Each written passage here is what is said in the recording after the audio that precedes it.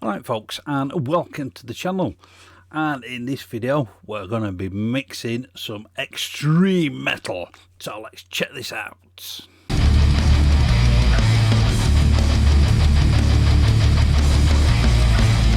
Right, so this is a track called Sukkubus, and it's written, recorded and performed by Elliott over at Chernobyl Studios. He's put these multi-tracks out so people can go mixing this song for themselves. I'll leave a link to the actual video. I think it came out just before Halloween, and you can download the multi-tracks, and there's a PDF as well just to give you some guidelines. I didn't listen to Scott's version of the track or Scott's mix of the track before I started this mix. I wanted my own vision.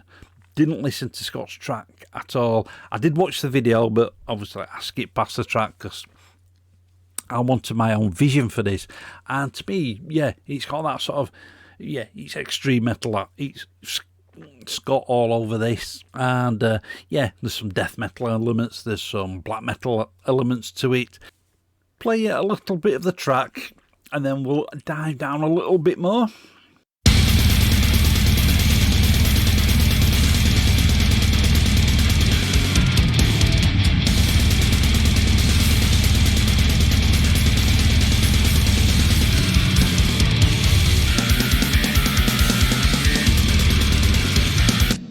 So, as you can hear, it's very extreme.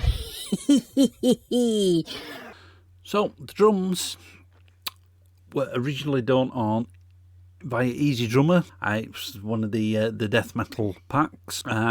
Scott includes the rendered audio version, but he also included the MIDI file as well. So, if you've got the same pack, or if you've got Easy Drummer, you want to use a slightly different kit, or if you want to use a different drum program altogether, which is what I did. I decided to go with Tone drums, but as you can see, this is what I do all the time these days. Is I render all the drums down to audio to mix down. I've been called stupid for doing it, but I really don't care. That's what he thinks. The main bulk of the kit is Cult drums, and I'm using the modern death metal pack, but I did add a second snare, and that's one from Drumforge, and that's from the Dime Front pack. Just using that just to give the snare a little bit more body.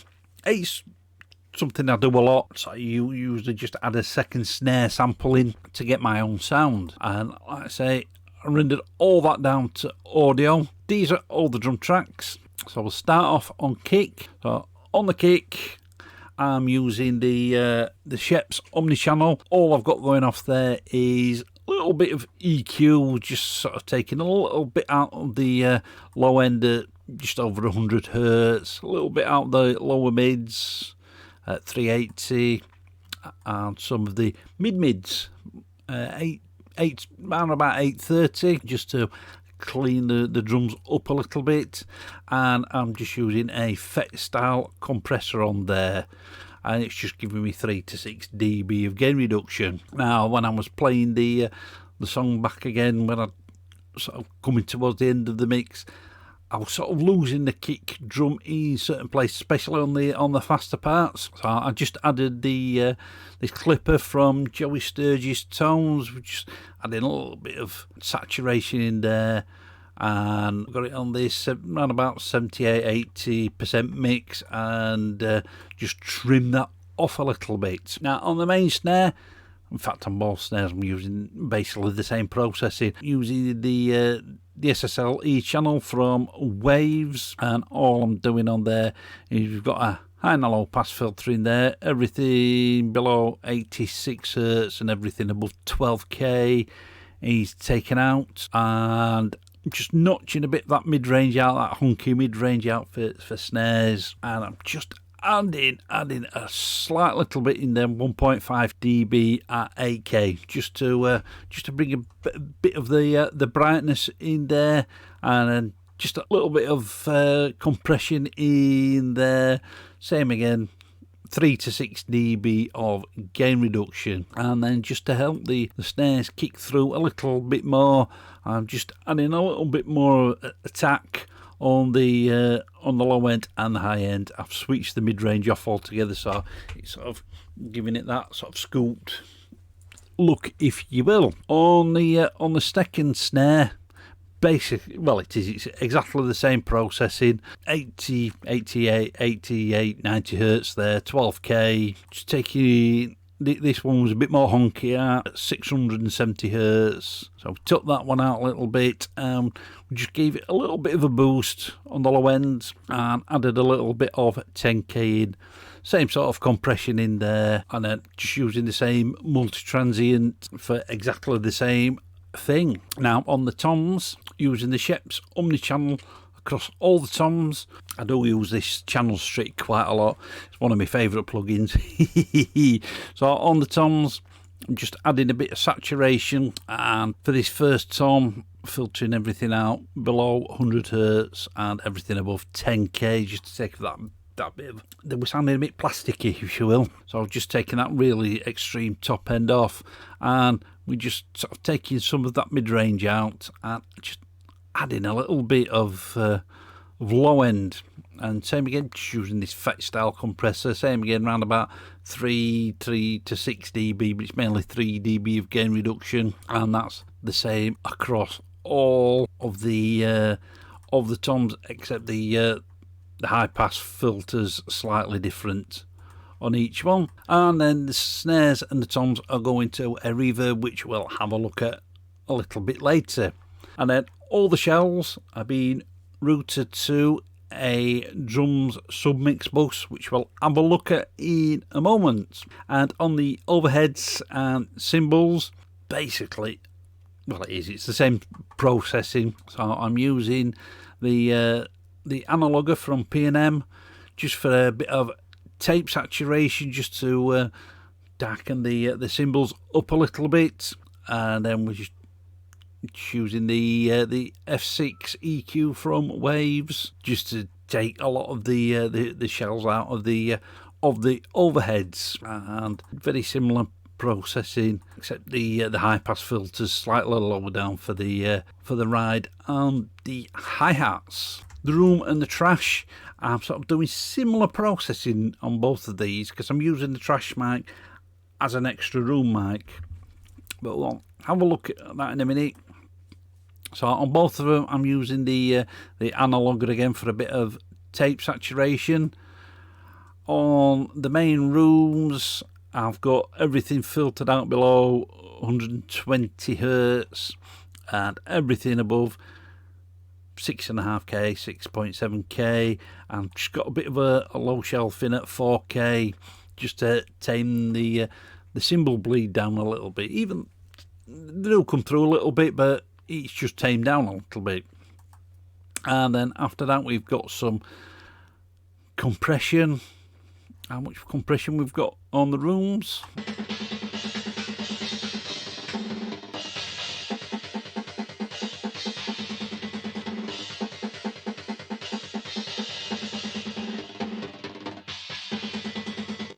So as you can see, we've just got between 3 and 6 dB, just to tame the transients down of the snares.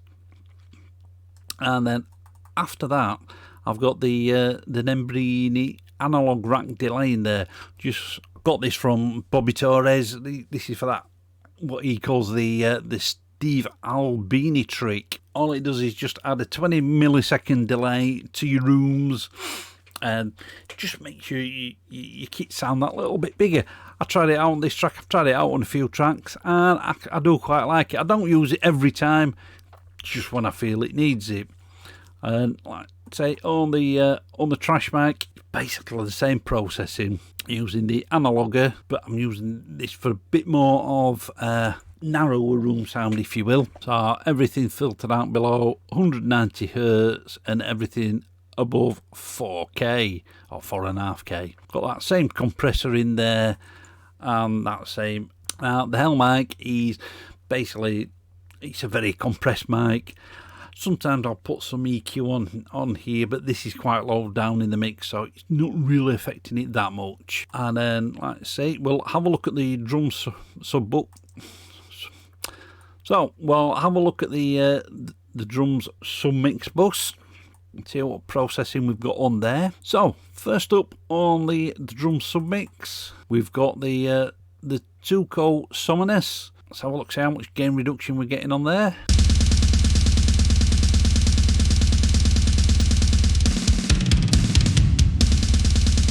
So 3 to 5 dB of gain reduction, fastish release, and I've got roughly 50% mix, a little bit of drive in there, and then after that just a little bit of EQ, high pass filter at 35 Hz, low pass filter at 9K, and I'm just notching very small amounts out in the mid-range just to take a bit of the boxiness out of the kit. And then after that we've got the Slate digital tape machine just to add a bit of tape saturation to the kit.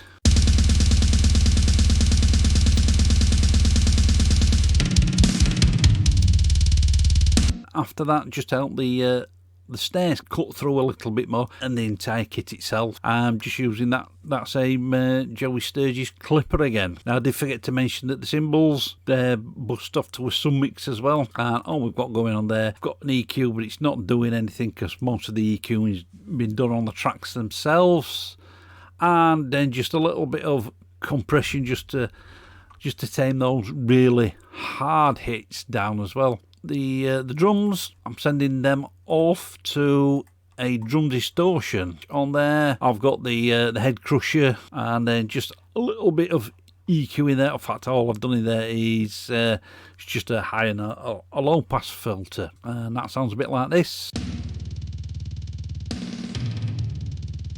And you are hearing the reverbs as well. So on the reverb channel, it's just the snares and the toms that are going to this. So the reverb I'm using is the 1989 verb from Ugritone. So I've got it 100% wet, got it on the moderate lush, 1.1 seconds. Just got high and low pass filter in there. I have got a low pass filtering everything out above 9.5, 10K, just to keep it a little bit warm. And then all the drums, including the rooms and the trash and the hell mic, they're going to a drum stem, and all I've got on there is the Shep 73 just as a final coloration to the drums, and just a little bit of EQ in there, just sort of standard settings on the EQ. So that's everything on the drums. So let's have a look at the bass. It's all about the bass, baby. So originally this just come with one bass track. This is let me just take the processing off on there, and it's a quite clanky bass sound.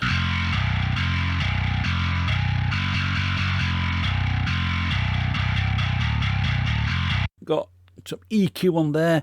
Just filtered everything out below 60 Hz and everything above 5K. Notched a little bit out of the mids and just boosted the low end up a touch on there. Followed up by the compressor just to keep things in check, and just a brick wall limiter just to tame the peaks down a bit. And then all I did was duplicate that second bass track just to add a bit of low end in.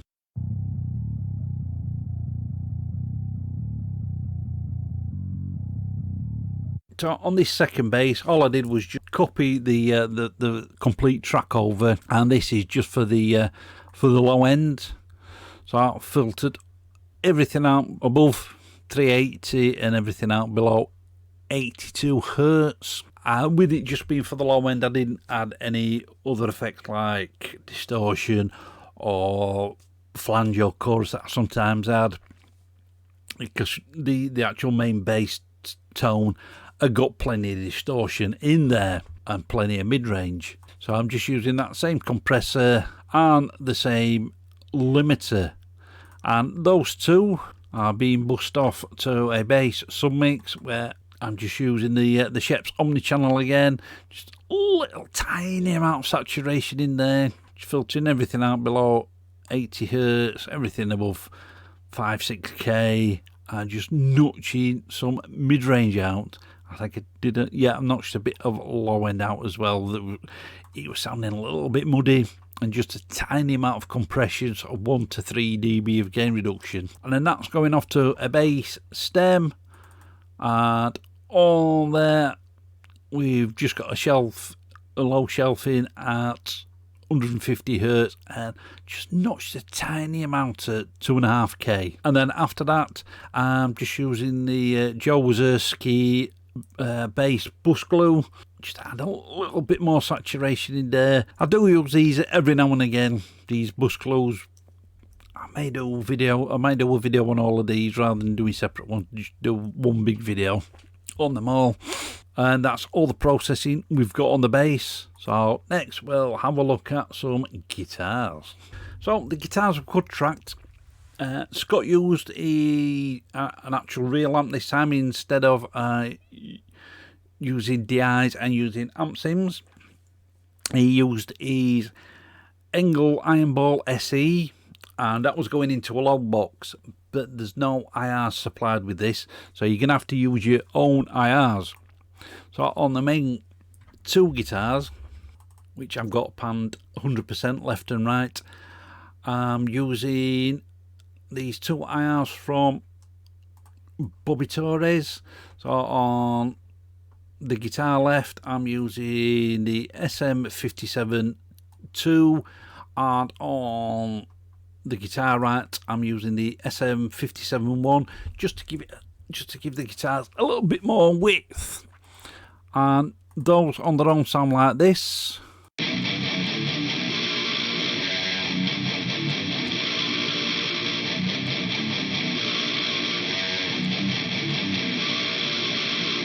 And the other two guitars I've got panned in a little bit, around about 70%, and I've used different IRs but from the same pack. They're both using the 609-2, and I've put a little bit of EQ in this.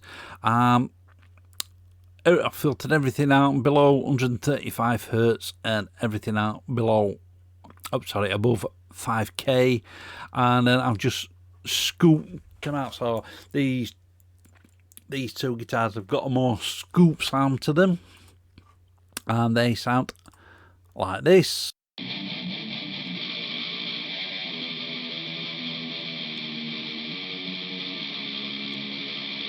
And they are a little bit lower down in the mix. And all those four guitars have been sent to a submix. On the submix, I filtered everything out below 105 hertz and above 7k, and just notched some mid-range out. And then after that, I'm using the API just to add a little bit of character and just notch a little bit out at 200 hertz and just add a little bit in at 10k just to separate it from the bass. And then after that, all I'm doing is using the C4 for a bit of multi-band compression.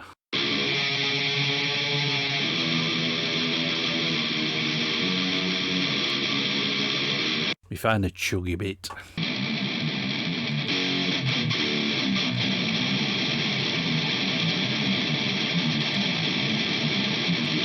So as you see, around about 3 dB of gain reduction. Now this being sent to a stem as well, stem track, which I'm just notching a little bit out at 160 hertz and another dB or so out at round about 2k. And then just using the Joe Wazerski guitar bus glue, just really as just as a volume boost really. And that's all the processing I got on guitars. So next we'll have a look at these orchestral tracks. So we've got a bunch of orchestral and effects tracks here, basically the same processing across the whole board. I'm using the red light distortion. This is an inbuilt saturator / distortion in Studio One. I'm just using it for a little bit of saturation, using it on the soft tube setting.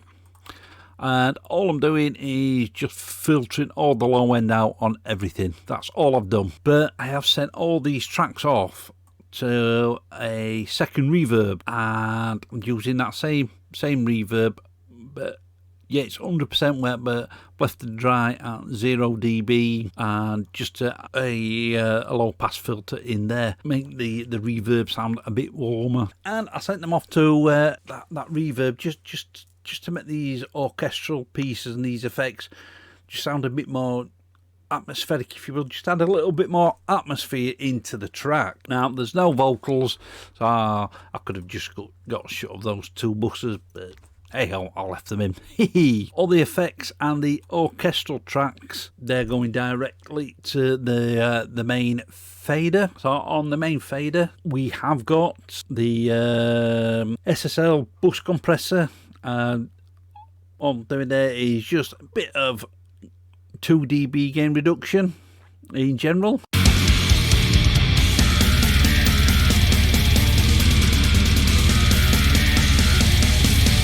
After that, I'm just using a slight digital tape machine again, just to add a bit of tape saturation to the overall mix. And after that, I've just got this SSL style EQ, just notching a little bit out of the low end, some mids, and some of the upper mids as well, just to clean things up a little bit. While I'm mixing it, I'll put a limiter on just to raise the volume up. Now, normally I don't have this on, but I have got the Ozone 9 on here just to master it, if you will.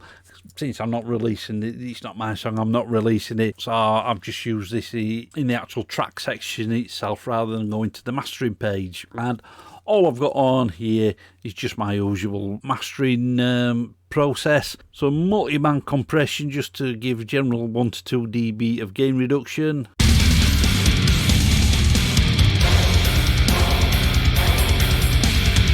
And I'm just using the maximizer, and just every now and again we're just getting sort of 2 to 3 dB of gain reduction in there.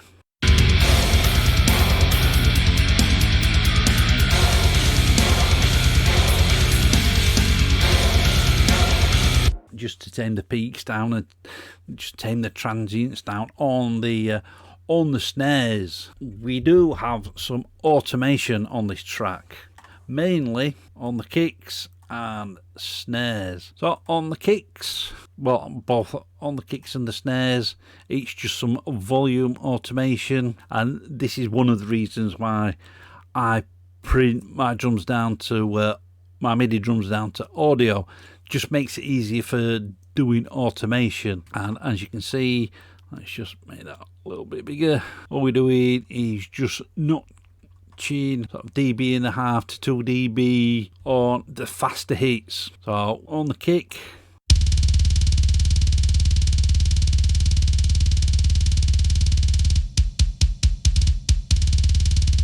and snares,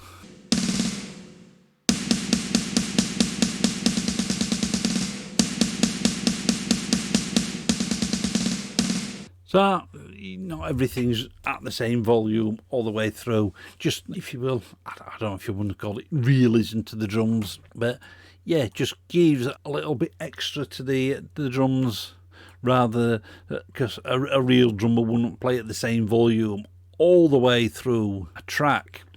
Now, we have got some automation, some volume automation on the main master fader as well. All I've got is half a dB just as the song kicks in, and then where's the other one gone? Just as we're coming into certain other sections as well, just to say, oh, we're moving into another section, just to make the listener go, ooh. We've just got another half a dB volume boost on there as well. So that's what I did to mix this track up. So what I'll do now is I'll play you the full track, and we'll come back afterwards.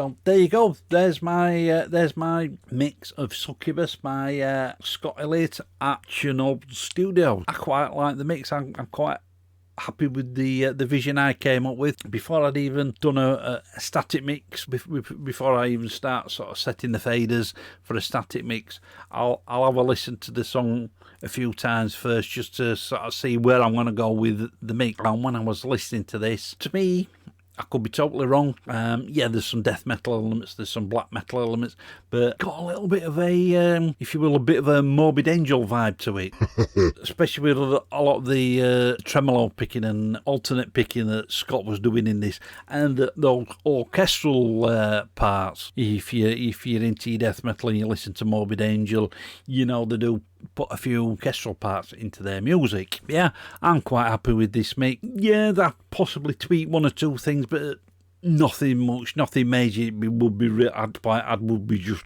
tweaking for tweaking's sake. Tweaking, I said, not twerking. Easy tiger.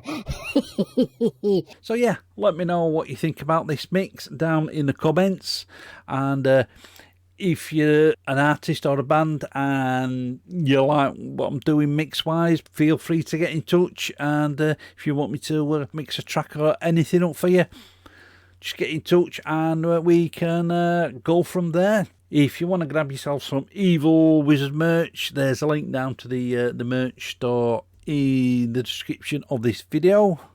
That's all for this video, and we'll catch you on the next one.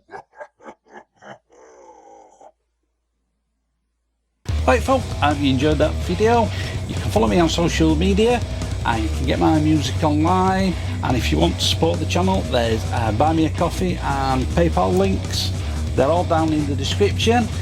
Click up here to subscribe and click the link down there for videos that you may not have seen. Keep it loud and keep it heavy.